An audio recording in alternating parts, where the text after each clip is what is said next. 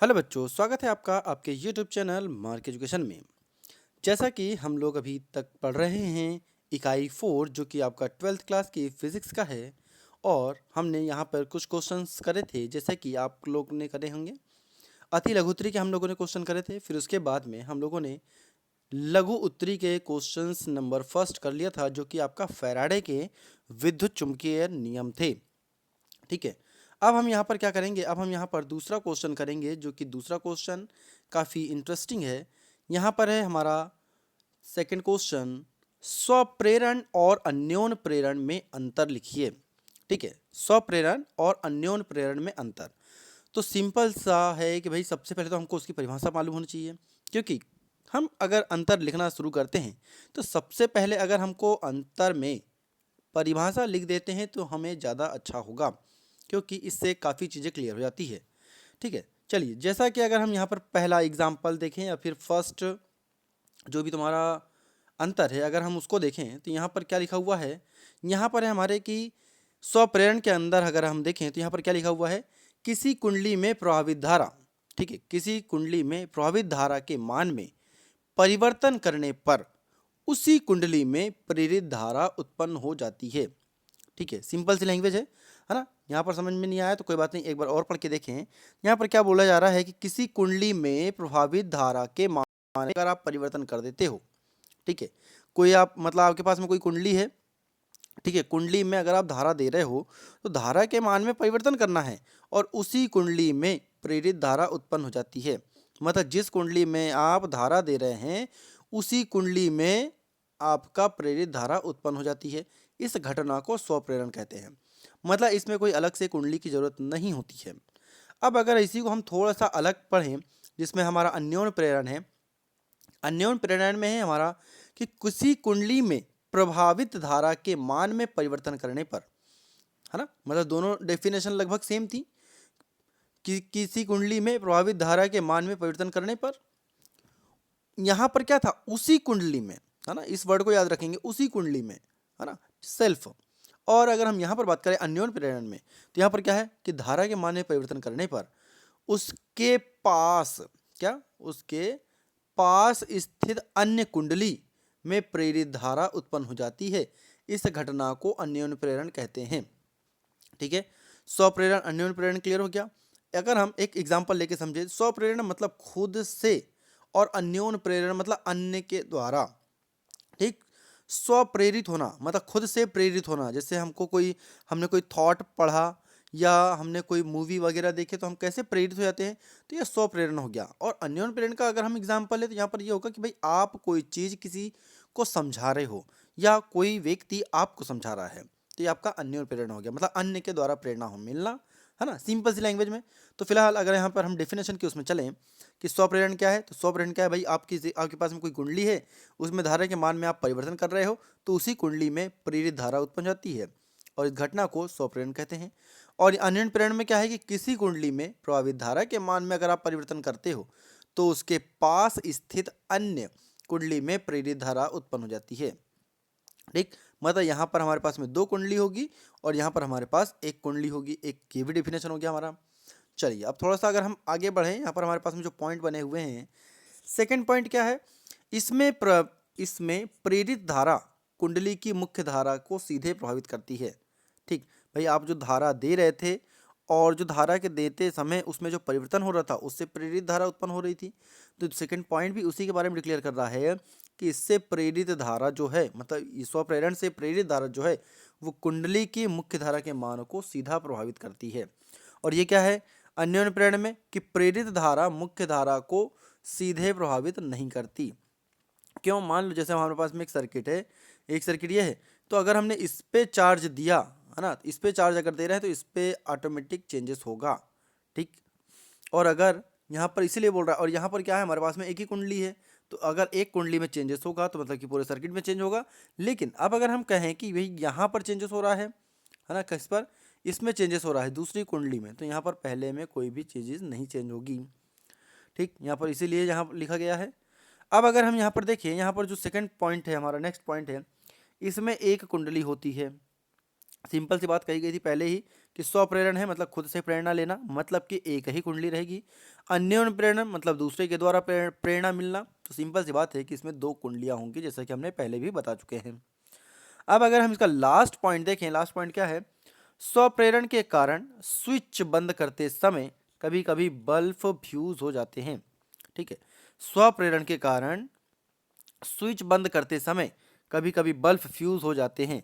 इसका अगर हम एग्जाम्पल लें तो इसका एग्जाम्पल हम क्या लेंगे? जैसे मान लीजिए कि आपके पास में कहीं एक ट्रांसफार्मर है ना, डायग्राम थोड़ा सा अलग है। ये हमारा एक ट्रांसफार्मर हो गया और ये वायर के थ्रू हमारे घरों में बिजली गई। ठीक है, हमारे घरों में बिजली गई। अब ये बिजली जो होगी, जैसे मान लो, अब हम एग्जाम्पल ले रहे हैं तो उसको अच्छे से देखेंगे कि अगर लाइट यहाँ से कट कर देते हैं, है ना, एकदम से लाइट कट हो गई, तो इतने पोर्शन की जो इलेक्ट्रिसिटी होगी, है ना, ये आपको दिख रहा है बड़ा पोर्शन, इतने पोर्शन की जो इलेक्ट्रिसिटी होगी वो फट से या घर के अंदर आने की कोशिश करेगी। घर से घर में या फिर जहाँ पर भी मतलब इलेक्ट्रिसिटी फ्लो हो रही है तो वहाँ पर एकदम से जाने की कोशिश करेगा वो। ठीक है, जिसकी वजह से लाइट जो है या फिर जो बल्ब है वो थोड़ा सा तेज हो जाता है और ये कभी कभी फ्यूज भी हो जाते हैं।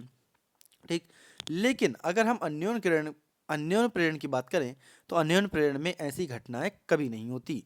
ठीक है, तो यहाँ पर हमें क्लियर हो गया कि स्वप्रेरण और अन्योन्य प्रेरण में क्या अंतर है। ये एग्जाम में काफ़ी बार आता भी है और वही हम कहेंगे कि जिन बच्चों ने साल भर पढ़ाई नहीं करी है तो वो परीक्षा अध्ययन शिवलाल की परीक्षा अध्ययन खरीद सकते हैं, तो वो भी बहुत अच्छे मार्क्स ला सकते हैं, इसलिए आप परीक्षा अध्ययन से पढ़ाई कर सकते हैं। ठीक है, फिर यहाँ पर कुछ हमारे पास क्वेश्चन आएंगे, जैसा कि यहाँ लिखा हुआ है कि प्रश्न नंबर 3 कि किसी कुंडली के स्वप्रेरकत्व से आप क्या समझते हैं, तो आपको स्वप्रेरकत्व बता दिया गया है। ठीक है, जो कि अति लघुत्री का आपका सेकंड क्वेश्चन था। और यहाँ पर आपका विमीय सूत्र है, विमीय सूत्र भी आपको बन जाएंगे, आपने 11th क्लास में पढ़े थे। हाँ, अगर विमीय सूत्र बनाने में कोई प्रॉब्लम होती है तो आप हमें कमेंट करके बता सकते हैं। लेकिन इसमें एक क्वेश्चन है कि किसी कुंडली का स्वप्रेरकत्व किन किन कारणों पर निर्भर करता है, ये हम आगे के क्वेश्चंस में पढ़ेंगे। जैसे हमारा स्वप्रेरकत्व है वैसे ही हमारा अन्योन्य प्रेरण भी आएगा, अन्योन्य प्रेरकत्व भी आएगा, उसका विमीय सूत्र भी आएगा, उसका मात्रक भी आएगा। ठीक है, इतनी चीज़ें आप लोग को क्लियर होनी चाहिए और अगर क्लियर नहीं है तो आप हमें कमेंट करके पूछ सकते हैं। अब अगला क्वेश्चन हम लोग भंवर धाराओं के बारे में पढ़ेंगे कि भंवर धाराएं क्या होती है। ठीक है, यहाँ पर हमारे पास में क्वेश्चन बना हुआ है कि भाई भंवर धाराएं क्या है। सिंपल लैंग्वेज में अगर हम जाने कि भंवर धाराएं क्या है, इसके अनुप्रयोग और हानियाँ क्या क्या हैं उसको देखें, तो सिंपल है कि भाई भंवर धाराएं क्या है। क्वेश्चन कुछ भी आ सकता है, लेकिन अगर भंवर धाराएं वर्ड आता है तो आपको ये सारी चीज़ें लिखनी होगी। जैसे यहाँ पर लिखा हुआ है भंवर धाराएं, तो किसी चालक से बद्ध चुंबकीय फ्लक्स के मान में, ठीक है क्या, सिंपल सी भाषा में कि किसी चालक से संबंध जो है चुंबकीय फ्लक्स के मान में अगर परिवर्तन होता है, ठीक, क्या मान में परिवर्तन होने देता है तो होने पर उस चालक में विद्युत धाराएं प्रेरित हो जाती है। ठीक, और ये धाराएं जल में बनने वाली भंवर के समान होती है, इसीलिए इन्हें भंवर धाराएं कहते हैं। ठीक है, चीज़ें क्लियर हो गई। एक बार और रीडिंग करके देख सकते हैं यहाँ पर क्या लिखा हुआ है हमारे पास में कि भंवर धाराएं क्या है। एक मिनट, यहाँ पर क्या लिखा है कि भाई भंवर धाराएं क्या है ना। तो सिंपल सी बात है कि अगर आपके पास में कोई चालक है तो चालक में चुंबकीय फ्लक्स आपका चेंज होता रहेगा। ठीक है, अगर चुंबकीय फ्लक्स के मान में हम चेंजेस करते हैं तो जिसके कारण चालक में विद्युत धाराएं प्रेरित हो जाती है। और ये जो विद्युत धाराएं प्रेरित होती है ये कैसी होगी, जैसे जल में सर्कल बनता है ना, जैसे कहीं तालाब में आप एक कोई पत्थर फेंकें तो कैसे मतलब रिंग टाइप में बन जाता है, छोटे से बड़ी से बड़ी, बड़ी बड़ी से बड़ी, इस टाइप से ये जो धाराएं होती हैं ये आपका जल की भंवर के जैसा होता है। ये धाराएं जल में बनने वाली भंवर के समान चक्करदार होती हैं, अतः इन्हें भंवर धाराएं कहते हैं बहुत सरल भाषा में। और इनका यूज़ क्या है, मतलब इनके अनुप्रयोग कहाँ है यूज़ करते हैं इनको, तो धारामापी को रुद्ध दोलन बनाने में, इसको हम आगे पढ़ेंगे। फिर प्रेरण भट्टी में और विद्युत ब्रेक बनाने में और प्रेरण मोटर बनाने में। अगर आप लोग इसके बारे में जानते हैं तो बहुत अच्छी बात है, और नहीं तो आप जानने की कोशिश करें। कम से कम पढ़ाई में जिज्ञासा होनी चाहिए कि हाँ हमें ये पढ़ना है और इसके बारे में जानकारी चाहिए।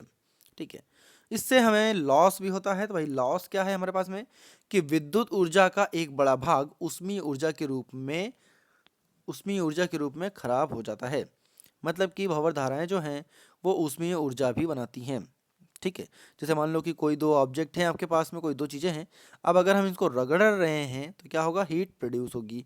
तो वैसे ही भंवर धाराएं भी क्या है कि एक बड़ा भाग आपका उष्मीय रूप के रूप में खराब हो जाता है, या कई व्यवधान उत्पन्न करता है, बेकार चला जाता है, मतलब वो कोई काम नहीं आता, हीट के फॉर्म में अलग हो जाता है। ठीक है। अब अगर हम यहाँ पर देखें कि भाई भंवर धाराएं से रिलेटेड कुछ काम की अगर हम बात करें, है ना, तो भंवर धाराओं से रिलेटेड क्या काम है यहाँ पर, तो यहाँ पर आपके पास में लिखा हुआ है कि भंवर धाराएं क्या है, चल कुंडली धारामापी को रुद्ध दोलन करने के लिए इनका उपयोग किस प्रकार किया जाता है। तो सिंपल सी बात है भाई कि यहाँ पर जो आपके पास भंवर धाराएं हैं ये आपने अभी अभी पढ़े हैं, मतलब कि एग्जाम्पल नंबर 5 में पढ़े हैं। हाँ, ये है कि रुद्र दोलन होना ये क्या होता है, इसके बारे में हम जान लेते हैं। जैसा हमारे पास सेकंड पॉइंट लिखा हुआ है, चल कुंडली धारामापी का रुद्र दोलन होना। ठीक है, क्या है, चल कुंडली धारामापी का रुद्र दोलन होना, ये क्या होता है इसके बारे में हम जानते हैं कि चल कुंडली धारामापी की पृथक कुंडली, ठीक है, क्या, चल कुंडली धारामापी की पृथक्कृत कुंडली एल्यूमिनियम के फ्रेम पर लपेटी जाती है। कौन से फ्रेम पर लपेटी जाती है, ये ऑब्जेक्टिव वगैरह बन सकते हैं, तो एल्यूमिनियम फ्रेम पर लपेटी जाती है। ठीक है, ऐसा करने से चुंबकीय क्षेत्र में, ठीक है, ऐसा अगर हम कर रहे हैं तो ऐसा करने से चुंबकीय क्षेत्र में विक्षेपित होते समय एल्यूमिनियम के फ्रेम में भंवर धाराएं उत्पन्न हो जाती है। ठीक, क्या कि अगर चुंबकीय क्षेत्र है और चुंबकीय क्षेत्र में विक्षेपित अगर हो रहा है, मतलब डायरेक्शन एक प्रकार से चेंज हो रहा है, तो होते समय एल्यूमिनियम के फ्रेम में भंवर धाराएं उत्पन्न हो जाती है। ये भंवर धाराएं कुंडली की गति का विरोध करती हैं, मतलब जिसके द्वारा उत्पन्न हुई है उसी का विरोध करती हैं। अतः कुंडली इधर उधर हिले बिना विक्षेपित स्थिति में शीघ्रता से स्थिर हो जाती है, मतलब विक्षेपित उसमें होगी और शीघ्रता से स्थिर होने की वो कोशिश करता है। ठीक है।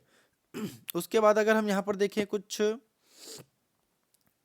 भंवर धाराएं हो गया। हाँ, ये है हमारे पास में क्वेश्चन नंबर 7। क्वेश्चन नंबर 7 का क्या कहना है कि क्या कारण है कि दोलन करती हुई चुंबकीय सुई के ठीक नीचे तांबे की प्लेट रखने पर चुंबकीय सुई शीघ्र रुक जाती है। क्वेश्चन ध्यान से देखेंगे कि भाई आपके पास में कोई घूमती हुई चीज़ है, दोलन करती हुई चुंबकीय सुई है, दोलन करती हुई मतलब घूमते हुए एक प्रकार से दोलन करती हुई जो चुंबकीय सुई है को ठीक नीचे, है ना, कहाँ, ठीक नीचे तांबे के प्लेट पर रखने पर चुंबकीय सुई शीघ्र रुक जाती है। चुंबकीय सुई के ठीक नीचे तांबे की प्लेट रखने पर चुंबकीय सुई शीघ्र रुक जाती है, जबकि कांच की प्लेट नीचे रखने पर चुंबकीय सुई नहीं रुकती। सिंपल से अगर हम बात करें तो भाई आपका जो कॉपर है या तांबा है वो चिपक सकता है, लेकिन कांच नहीं चिपकेगा, है ना। फिर भी इसका अगर हम आंसर देखें तो इसका आंसर क्या है हमारे पास में कि जब तांबे की प्लेट दोलन करती हुई, ठीक है, वर्डों को याद रखेंगे, जब तांबे की प्लेट दोलन करती हुई चुंबकीय सुई के ठीक नीचे रख दी जाती है, चुंबकीय सुई के ठीक नीचे रख दी जाती है, तो प्लेट से संबंध चुंबकीय फ्लक्स बदलता है। अब अगर चुंबकीय सुई रख दिया, है ना, चुंबकीय सुई अगर हमने रख दिए तो चुंबकीय फ्लक्स बदलता है, जिसके कारण प्लेट में भंवर धाराएं उत्पन्न हो जाती है। मतलब कि अगर फ्लक्स में परिवर्तन हुआ तो भंवर धाराएं निश्चित है कि उत्पन्न होगी। ये भंवर धाराएं चुंबकीय सुई की गति का विरोध करती हैं, और ये जो भंवर धाराएं होगी ये उसी चीज का विरोध करती है जिसके कारण वो बनी है, मतलब जिसके कारण चुंबकीय सुई शीघ्र रुक जाती है। गति का विरोध करेगी तो जाहिर सी बात है कि रुकना है। और अगर यहाँ पर देखिए, लेकिन जब कांच की प्लेट नीचे रखी जाती है तब कोई भंवर धाराएं उत्पन्न नहीं होती। अगर कांच की प्लेट रखेंगे तो कोई भी भंवर धाराएं उत्पन्न नहीं होगी। ऐसा क्यों? क्योंकि कांच एक चालक नहीं है। सिंपल सी भाषा में भाई कांच में एक्सपेरिमेंट क्यों नहीं होता? क्योंकि कांच तुम्हारा चालक नहीं है, ठीक है, कुचालक है। अब अगर हम यहाँ पर देखें कि भंवर धाराएं क्या है, भंवर धाराएं क्या है और प्रायोगिक प्रदर्शन सहित लिखिए। तो भंवर धाराएं के लिए क्वेश्चन नंबर है हमारा 5 और प्रायोगिक प्रदर्शन के लिए है क्वेश्चन नंबर 7। ये आप लोगों ने कर लिए हैं। कौन सा प्रायोगिक? जो आप लोगों ने अभी देखा। अब हम नेक्स्ट क्वेश्चन देखते हैं जो कि लगभग 2020 में आया है। अब अगर हम यहाँ पर देखें, चुंबकीय फ्लक्स किसे कहते हैं? सिंपल सी भाषा में चुंबकीय फ्लक्स किसे कहते हैं? जैसे कि हमने पहले भी कहा था कि यह आपका विद्युत फ्लक्स जैसा है। इसका मात्रक बताइए तथा फैराडे के विद्युत चुंबकीय प्रेरण के नियम लिखिए, है ना, नियम भी लिखना है। तो सिंपल सी भाषा में है कि किसी एक समान चुंबकीय क्षेत्र के, ठीक, क्या किसी एक समान चुंबकीय क्षेत्र के लंबवत स्थित तल, ठीक, जैसे हमारे पास में अगर आप लोगों ने पढ़ा होगा तो आप लोगों ने विद्युत फ्लक्स पढ़ा था, सेम टू सेम वैसे का वैसा ही है, कहीं कोई चेंजेस नहीं है। ठीक है, फिर भी अगर आप लोग को डाउट आता है तो आप कमेंट करके हमें पूछ सकते हैं कि भाई चुंबकीय फ्लक्स आप हमें समझ में नहीं आया। अब सेकंड क्या है यहाँ पर नेक्स्ट, कि फैराडे के विद्युत चुम्बकीय प्रेरण के नियम, ठीक, फैराडे के विद्युत चुम्बकीय प्रेरण के नियम, फैराडे के चुंबकीय प्रेरण के नियम, ठीक है, ये हमारे को कहाँ मिलेगा, लघु उत्तरी का पहला क्वेश्चन है।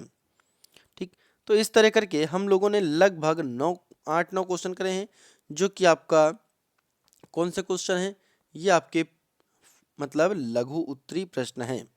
ठीक है, अब लघु उत्तरी प्रश्न हो गए, अति लघु उत्तरी भी हो गए। अब हम लोग दीर्घ उत्तरी क्वेश्चन करेंगे, जिसमें आपको लेंज का नियम आएगा। ठीक है, लेंज के नियम के बाद एक परिनालिका के स्वप्रेरकत्व के लिए क्वेश्चन आएंगे। तो इस टाइप से करते करते हम लोग पूरी फिजिक्स करने की कोशिश करेंगे और आपको इंपॉर्टेंट से इंपॉर्टेंट क्वेश्चन देने की कोशिश करेंगे, ताकि आपको बड़ी आसानी के साथ फिजिक्स बने। और दोस्तों के साथ शेयर करें, लाइक करें, चैनल को सब्सक्राइब करें। Thank you.